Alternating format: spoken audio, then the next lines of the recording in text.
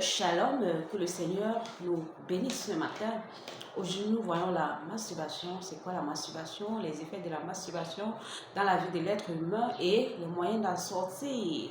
Et que dit la Bible au sujet de l'impureté du corps?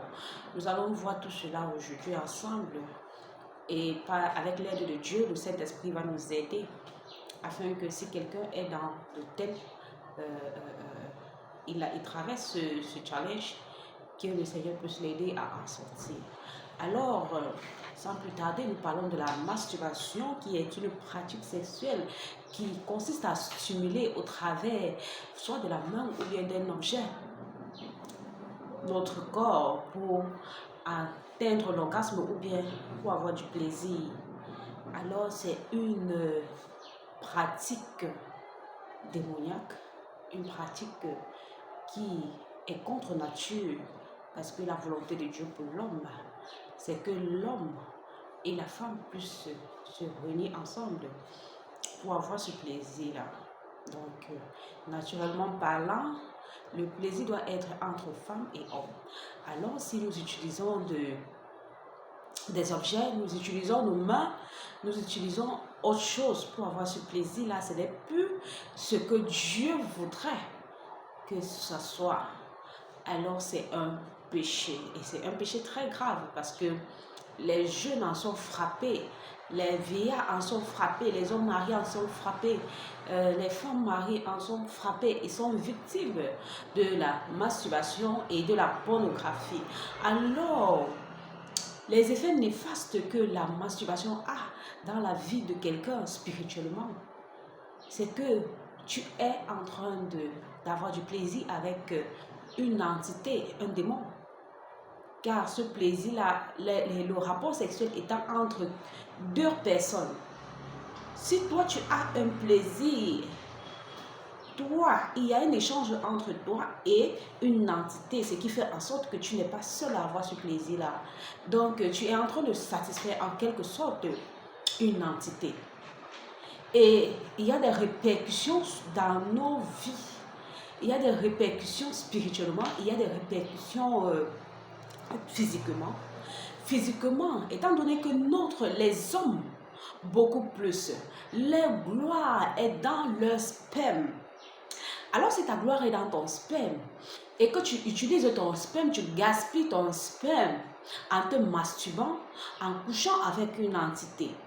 Alors, ne te plains pas que les choses ne marchent pas dans ta vie. Si tu le fais, tu es marié et tu n'as pas recours à la masturbation, tu ne peux pas être à l'aise. Il y a des hommes que avant même d'être satisfaits, même après avoir couché avec les femmes, ils sont obligés de se masturber avant d'atteindre l'orgasme. Ils sont obligés de se masturber avant d'être à l'aise, si je peux dire comme ça. Alors c'est quelque chose de très grave. Tu prends ta richesse, tu vends toi-même et par la suite tu vas commencer à te plaindre. Le pays est dur, les choses ne marchent pas dans ta vie.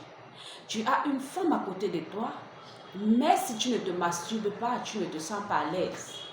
Toi jeune, tu dis ok, les femmes ce sont les dépenses, je n'ai pas le temps pour avoir une copine, je n'ai pas le temps pour dire que je vais aller doter une femme. Alors le savon devient ta femme. Tu entres sous la douche. Pour prendre ta douche, tu fais des heures et des heures et des heures. On ne sait pas ce que tu fais aux toilettes. Tu prends le savon, tu te masturbes en tant qu'homme. Et sachez que cela apporte des ondes négatives dans nos vies. Si tu te masturbes et que Dieu voulait peut-être te bénir avec une épouse, Dieu voulait te bénir avec quelque chose, ce péché-là va être un blocage pour ta bénédiction. Le diable va t'accuser devant Dieu. Si c'est une pratique que tu commets tous les jours, il y a les gens qui ne peuvent pas s'en passer de ça.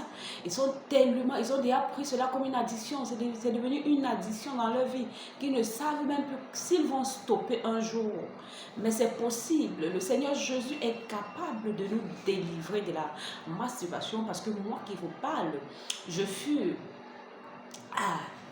je commettais avant ce péché, mais pas à la grâce de Dieu. Aujourd'hui, je suis délivrée. Pas par l'aide, par mon propre concours, mais parce que le Seigneur Jésus a fait son œuvre dans ma vie. Il m'a sanctifié. Il m'a sanctifié esprit, âme et corps. C'est pourquoi j'ai été capable d'abandonner ces pratiques. Parce que sans l'aide du Seigneur, nous ne pouvons pas abandonner la masturbation de nous-mêmes. Et cela va toujours créer un gros impact dans nos foyers, va créer un impact dans notre travail, va créer un impact dans nos relations humaines, va créer un impact dans tout ce que nous faisons dans la vie.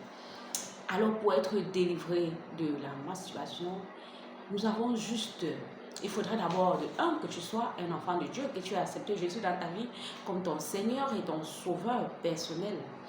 Et lorsque tu invites le Seigneur dans ta vie, lorsqu'il vient dans ta vie, ce que tu fais par la suite, si tu n'as pas encore regardé ma vidéo sur la restitution, il faudrait que tu fasses un tour pour regarder c'est quoi la restitution, comment restituer.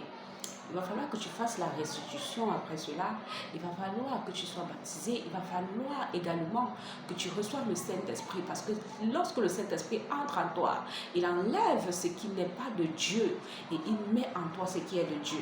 Alors tu vas commencer à voir ces choses-là comme de la boue. Alors mon frère, ma soeur, papa, maman, si tu te retrouves en train de toujours avoir recours à la masturbation, sache que ce n'est pas avec toi-même que tu es en train de faire cela, c'est avec un démon que tu es en train de coucher. Et les répercussions dans notre vie quotidienne de tous les jours, c'est que nos choses sont bloquées, c'est que les choses ne marchent pas, c'est que nous prenons notre sémence, on a le sperme de l'homme, comme je le disais tantôt, et il y a ses richesses à l'intérieur. Et lorsque l'homme gaspille sa sémence, je ne sais pas si vous connaissez l'histoire de quelqu'un qui a gaspillé sa sémence et le Seigneur l'a frappé de mort. Si je ne me trompe pas, ça doit être Oman. Alors, si vous gaspillez la sémence, Dieu pourrait vous frapper de mort. Et la mort là n'est pas forcément la mort naturelle. Aujourd'hui, nous sommes dans un contexte beaucoup plus spirituel. La mort pourrait être spirituelle. La mort qui va s'en suivre pourrait être spirituelle. Spirituellement, on pourrait être mort. Mort dans tout ce qui est de cette vie physique que nous voyons. Alors, pour éviter cela dans notre vie, il vaudrait mieux inviter le Seigneur Jésus dans notre vie, il vaudrait mieux restituer, il vaudrait mieux faire la paix avec le Seigneur, faire la paix avec les hommes, faire la paix avec Dieu, il vaudrait mieux respecter les commandements de Dieu, afin de ne pas tomber dans ce genre de trucs, il faudrait mieux confesser cela et que le Seigneur